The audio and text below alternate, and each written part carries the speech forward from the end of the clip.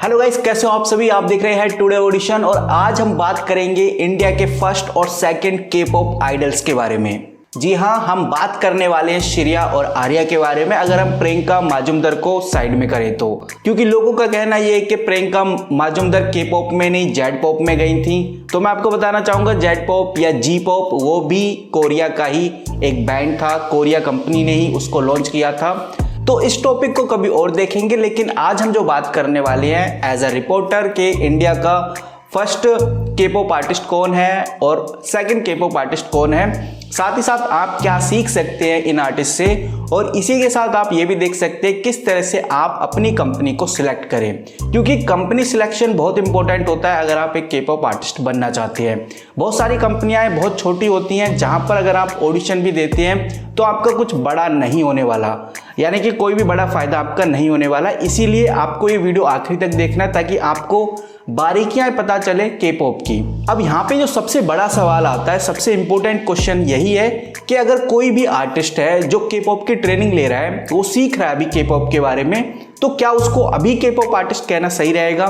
मुझे नहीं लगता कि ट्रेनिंग पीरियड में किसी भी कंटेस्टेंट को हम आर्टिस्ट बोल सकते हैं या फिर के पॉप आइडल बोल सकते हैं। हाँ, ये कह सकते हैं कि वो अभी ट्रेनिंग पीरियड में सीख रहा है। जब उसकी एल्बम रिलीज होगी, अगर वो एल्बम बहुत सक्सेसफुल रहती है तो के पॉप स्टार कहलाया जाएगा, अदरवाइज हम उसको के पॉप आर्टिस्ट तो कह ही सकते हैं। ऐसा मैं इसलिए बोल रहा हूँ कि अगर हम किसी भी कंपनी में ट्रेनिंग के लिए जाते हैं और ट्रेनिंग के बिटवीन में ही वो कंपनी हमें बाहर कर देती है, या हम किसी रीजन से बाहर आ जाते हैं, या कंपनी के पास इतना पैसा नहीं है कि वो डेब्यू के लिए आप पे पैसा लगा सके, आपकी एल्बम रिलीज कर सके, और भी बहुत सारे मल्टीपल रीजंस हो सकते हैं जिसकी वजह से आपको ट्रेनिंग बीच में ही कैंसिल करनी पड़े, तो हम उस टाइम ये नहीं कह सकते कि भाई ये आर्टिस्ट के पॉप आर्टिस्ट थे, क्योंकि उन्होंने तो अभी डेब्यू नहीं किया। जब तक कोई आर्टिस्ट डेब्यू नहीं करता, अपनी न्यू एल्बम लॉन्च नहीं करता, जब तक वो के पॉप आर्टिस्ट नहीं माना जाता। ऐसा बोला जाता है, देखा भी गया है कि कोरिया के अंदर बहुत सारी ऐसी कंपनियां हैं जो ट्रेनिंग कराती हैं, जो दावा करते हैं कि हम आपको एक के पॉप आइडल बना देंगे,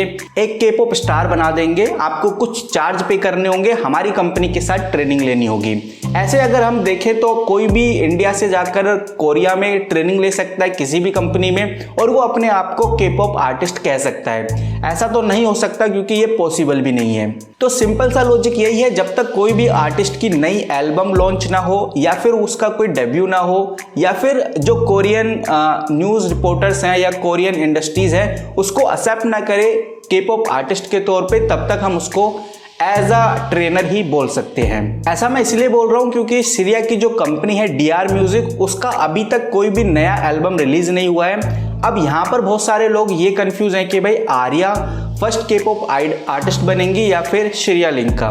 मैं आपको बताना चाहूँगा आर्या का जो न्यू एल्बम है 11 अप्रैल को रिलीज होने वाला है, और अगर ऐसा ही देखा जाए, इस तरह के रूल से ही अगर देखा जाए, तो कहीं ना कहीं इंडिया की फर्स्ट के पॉप आइडल आर्या बनेंगी। लेकिन गाइस बात वही है कि बहुत सारे लोग अब ये बोल रहे हैं कि श्रेया पहले है। तो गाइस ये कह पाना थोड़ा मुश्किल है क्योंकि सब लोगों का अपना अपना नजरिया है, सब अलग अलग तरह से इन आर्टिस्ट को देख रहे हैं। बट कहीं ना कहीं हमें ये देखना चाहिए कि इंडिया से अभी 2 ही आर्टिस्ट निकले हैं, अभी और भी आर्टिस्ट आएंगे, आ रहे हैं, कुछों की ट्रेनिंग चल रही है पर हमें पता नहीं है।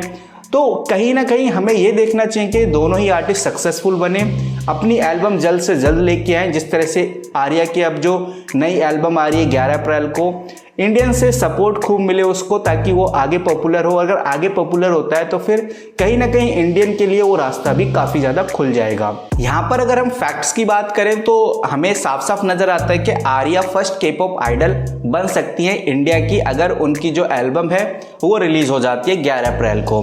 फिलहाल ऐसा बोला जा रहा है कि रिलीज़ हो जाएगी क्योंकि प्रोमोस चल चुके हैं, हर जगह इंटरव्यूज चल रहे हैं। लेकिन अभी श्रेया की बात करें तो ऐसा कुछ भी देखने को हमें नहीं मिल रहा। बट एक ऐसी चीज़ है जो आपको ज़रूर जाननी चाहिए, और वो चीज़ काफ़ी इंटरेस्टिंग है। गूगल अपनी एड्स चलाता है और गूगल ने एक ऐसी एड निकाली है, और इस एड को अगर आप देखोगे तो आप हैरान रह जाओगे। यहाँ पर आप देख सकते हैं स्क्रीन पे, लोगों ने कहा नाच गाने में हर किसी का फ्यूचर नहीं बनता। मैंने बोला कोरियन पॉप सॉन्ग। सबने कहा तुम कोरिया के बारे में क्या ही जानती हो। मैंने बोला ओके गूगल, कोरियन में हेलो। अन्यसेयो। सबने कहा घर बैठे के पॉप स्टार नहीं बन जाओगी। मैंने बोला ऑडिशन वीडियो कैसे बनाए। आपका बैकग्राउंड क्लीन होना चाहिए।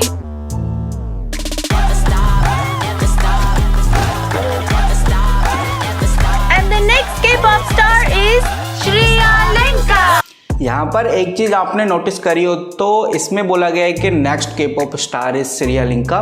तो ये एक एड प्रमोशन वीडियो है, इस पे आप एग्जैक्ट मत जाओ। ये सिर्फ गूगल ने अपना प्रमोशन किया है कि कैसे हम के पॉप स्टार के बारे में और देख सकते हैं, सर्च कर सकते हैं। हाँ, हम ये कह सकते हैं कि श्रियालिंका फर्स्ट के पॉप ट्रेनर है जिन्होंने कोरिया से ट्रेनिंग ली है, ये हम कह सकते हैं। और ये भी काफ़ी बड़ी अचीवमेंट है। लेकिन फर्स्ट के पॉप स्टार बनना ये अभी थोड़ा डाइजेस्ट नहीं होता। देखो गाइस, जब तक एल्बम नहीं आ जाती, जब तक कोई गाना पॉपुलर नहीं हो जाता, तब तक कोई के पॉप स्टार नहीं बनता। स्टार का मतलब अलग होता है। के पॉप आर्टिस्ट बन जाता है जैसी एल्बम आती है, जैसी एल्बम रिलीज होती है वो के पॉप आर्टिस्ट की लिस्ट में आ जाता है। लेकिन स्टार बनना यानी कि वो कॉम्पिटिट कर रहा है बड़े बड़े के पॉप आर्टिस्ट से, उसको हम स्टार बोलते हैं। और के पॉप स्टार जब भी बनता है जब उसकी एल्बम बहुत पॉपुलर हो जाती है, बिलबोर्ड्स के अंदर आने लगती है, टॉप 100 बिलबोर्ड लिस्ट में आने लगती है, तब भी वो के पॉप स्टार कहलाया जाता है। तो इस पे मत जाओ। बहुत सारे लोग ये वीडियो मुझे सेंड कर रहे थे कि वो के पॉप स्टार ऑलरेडी बन चुकी है, बट ऐसा नहीं है, प्रमोशनल वीडियो है, गूगल की तरफ से एक एडवर्टाइजमेंट है। यहाँ पर कुछ लोगों का ये भी कहना है कि जो JBK एंटरटेनमेंट है वो फिर से ऑडिशंस निकाल रहा है, तो क्या हमें अप्लाई करना चाहिए या नहीं। तो ऑडिशन के लिए तो मैं कभी मना करता ही नहीं कि आप जहाँ पर भी आपको जगह मिल रही, जहाँ पर ऑडिशन देना चाहो आप दे सकते हैं। लेकिन किस इंडस्ट्री में आपको ट्रेनिंग लेनी है ये आपको बहुत सोच समझ के डिसीजन लेना है, क्योंकि ट्रेनिंग ही आपको आगे ले जाएगी और एक ट्रेनिंग ही एक आर्टिस्ट को आगे निखारती है।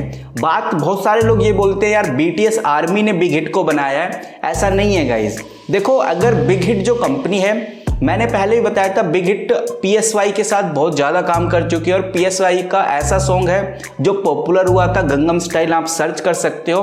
बिग हिट कोई छोटी मोटी कंपनी नहीं थी, उसको पता था कि किन आर्टिस्ट को लिया जाए जो आगे जाकर BTS बनेंगे और ये इतने पॉपुलर होंगे।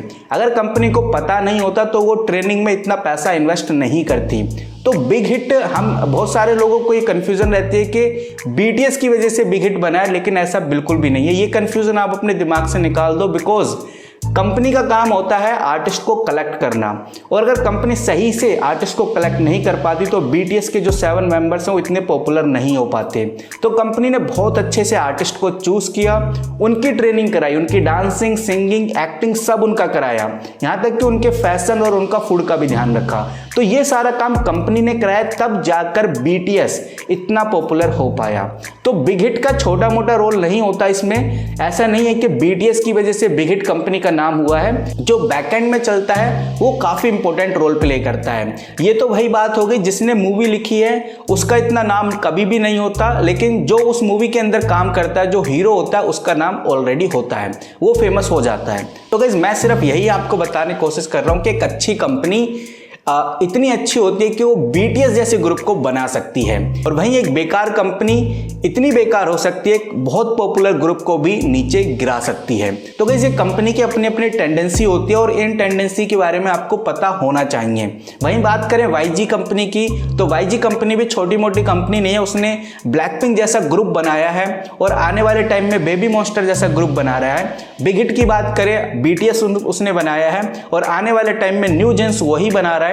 तो कहीं ना कहीं बेबी मॉन्स्टर है चाहे न्यू जेन्स हो, ये दोनों ग्रुप अभी से पॉपुलर हो रहे हैं और अभी तो इनकी कोई एल्बम नहीं आई है, अभी तो इनकी ट्रेनिंग भी खत्म नहीं हुई है और अभी से पॉपुलर हो रहे हैं। तो ये किसकी वजह से? कंपनी इसकी वजह से है। इसीलिए बोला जाता है कि एक अच्छी कंपनी चूज करना आपकी फर्स्ट प्रायोरिटी रहनी चाहिए जब भी आप एक K-pop स्टार के बारे में सोचते हैं, या फिर आप अगर करियर देख रहे हैं K-pop इंडस्ट्री के अंदर। बाकी बात करें ऑडिशन की, तो आप JBK एंटरटेनमेंट में ऑडिशन दे सकते हैं, आप चाहे तो एस्क्रो एंटरटेनमेंट के अंदर ऑडिशन दे सकते हैं, DR म्यूजिक के अंदर ऑडिशन दे सकते हैं, किसी भी कंपनी में ऑडिशन दे सकते हैं, कोई प्रॉब्लम नहीं है। लेकिन बात वही है कि आपको किस कंपनी में जाना है, ये चीज आपको ध्यान रखना बहुत जरूरी है। देखो, अब मैं ये बिल्कुल भी नहीं कह रहा कि आप JBK में जाके या फिर DR म्यूजिक में जाके पॉपुलर या फेमस नहीं हो सकते, K-pop आर्टिस्ट नहीं बन सकते हो, लेकिन उसके चांसेस बहुत ज्यादा कम होते हैं। आप श्रियालिंका की बात करें तो वहां पर चांसेस बहुत ही ज्यादा कम है कि वो एक बहुत बड़ी स्टार बन जाए। हाँ, K-pop आर्टिस्ट बन जाएंगे, लेकिन वो स्टार बन जाए वो कंपनी के पोटेंशियल के ऊपर डिपेंड करता है। अब कंपनी कितना पोटेंशियल दिखाती है, कितना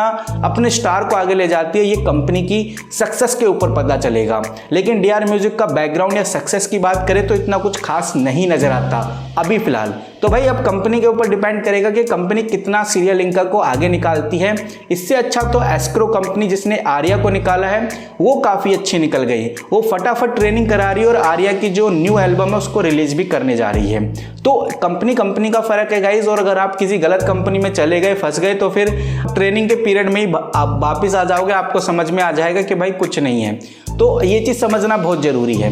इसीलिए मैं अक्सर बोलता हूँ कि भाई आपको ट्रेनिंग किसी अच्छी कंपनी में ही करनी चाहिए। बाकी गाइज ये जितनी भी बातें हैं मेरा नज़रिया, मेरा पर्सनल पॉइंट ऑफ व्यू है। इसमें मैं बहुत सारी चीज़ों में गलत भी हो सकता हूँ, तो इसमें ये मत सोचना कि मैं आपको अपनी बातें थोप रहा हूँ, ऐसा नहीं है। आप बस मेरी बातों को सुनिए, कुछ और रिसर्च करिए, कुछ और पता करिए, ताकि आपको बिल्कुल क्लियर हो सके। तो ये मेरा पर्सनल पॉइंट ऑफ व्यू और मैं काफ़ी सालों से K-pop से रिलेटेड वीडियो बना रहा हूँ, तो मुझे इतना आइडिया अब हो चुका है। तो आई होप गाइज आपको वीडियो पसंद आई होगी। अगर बात करें JYP ऑडिशन के बारे में, JYP एक मोस्ट पॉपुलर कंपनी है कोरिया की। अगर आप विकिपीडिया पे सर्च करोगे तो कोरिया की लार्जेस्ट एंटरटेनमेंट कंपनी है JYP। सबसे पुरानी JYP है। ट्वाइस जैसे पॉपुलर ग्रुप JYP ने बना रखे हैं और उसी कंपनी के ऑडिशंस भी निकले हुए हैं। गर्ल्स बॉयज़ कोई भी पार्टिसिपेट कर सकता है, कोई एज लिमिट नहीं है। तो आप मंथली ऑडिशन का हिस्सा बन सकते हैं, जा सकते हैं, पार्टिसिपेट कर सकते हैं। JYP हो गया, YG हो गया, बिग हिट हो गया, हाईवे लेवल की कोई बड़ी कंपनी हो गई। इन कंपनियों में अगर आप पार्टिसिपेट करेंगे तो वो चीज़ आपके लिए ही फायदेमंद रहेगी। बाकी अगर आप JYP के बारे में और जानना चाहते हैं तो वीडियो के नीचे मैंने लिंक डाला हुआ है, उस वीडियो को उसको जरूर चेकआउट कीजिए, उसमें मैंने पूरा ऑडिशन बताया हुआ है। वहीं गाइज मिलते हैं किसी नई वीडियो के साथ, तब तक के लिए take care and good bye.